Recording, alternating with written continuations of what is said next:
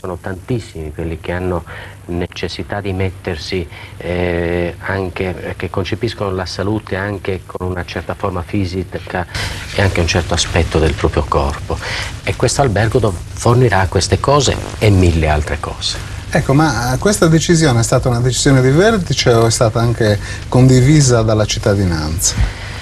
Ma la cittadinanza crede tantissimo in questo progetto, non da oggi ma da anni. Anzi, diciamo che Sardara, come tutti i centri della Sardegna, ha il grossissimo problema della disoccupazione giovanile, della mancanza di prospettiva dei nostri giovani.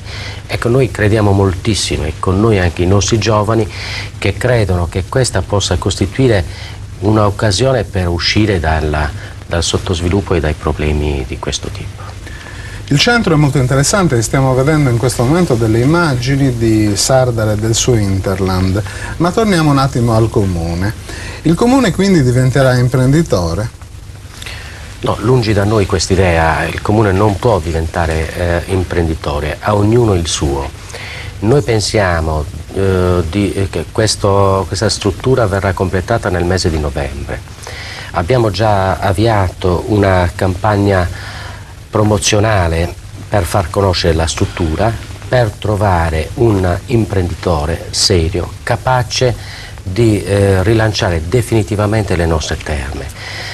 C'è da dire che abbiamo avuto qualche approccio da parte di imprenditori del continente. Noi pensiamo che in Sardegna esista una imprenditorialità capace di fare questo lavoro. Aspettiamo gli imprenditori sardi che volessero venire da noi, vedere il nostro albergo, vedere tutto ciò che è possibile realizzare. Quindi auguriamoci che qualche imprenditore accolga l'invito del sindaco di Sardara. Però per quanto riguarda il bacino di utenza, pensate di attingere a un bacino locale o a un bacino continentale o a entrambi?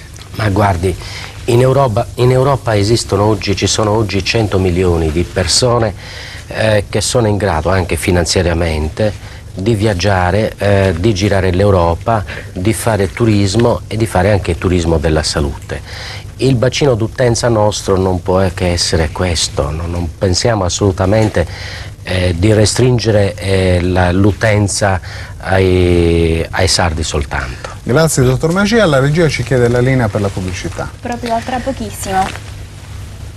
Il sindaco di Sardara ci ha già parlato del nuovo stabilimento termale, ma questo messaggio promozionale servirà per qualche sottolineatura. Sardara, cittadina agricola e termale di 4.500 abitanti, è posta a metà strada tra Cagliari e Oristano, al centro della pianura del Campidano. La sua posizione geografica, la fertilità del suolo e soprattutto la presenza delle sorgenti termali hanno fatto sì che l'uomo vi abiti stabilmente da almeno 5.000 anni. Nel suo territorio, infatti, sono presenti le tracce del Neolitico, della civiltà nuragica e della presenza fenicia e romana. D'altro canto, le vestigia del castello e del borgo di Monreale confermano che Sardara è stato uno dei più importanti centri medioevali della Sardegna. A Sardara, dove in età romana sorgeva il più grande impianto termale della Sardegna, oggi sta nascendo un nuovo e moderno complesso residenziale, le Terme di Sardara, dotato di strutture ricettive e di un centro congressi. All'interno del nuovo complesso termale sarà presto pronto un albergo con 100 posti letto, dotato di piscina termale coperta e piscina olimpionica all'aperto, piano bar, ristorante, istituto di bellezza per trattamenti estetici e curativi con acque termali. Sindaco, questa è la serata di Sardara Terme, vuole aggiungere qualcosa?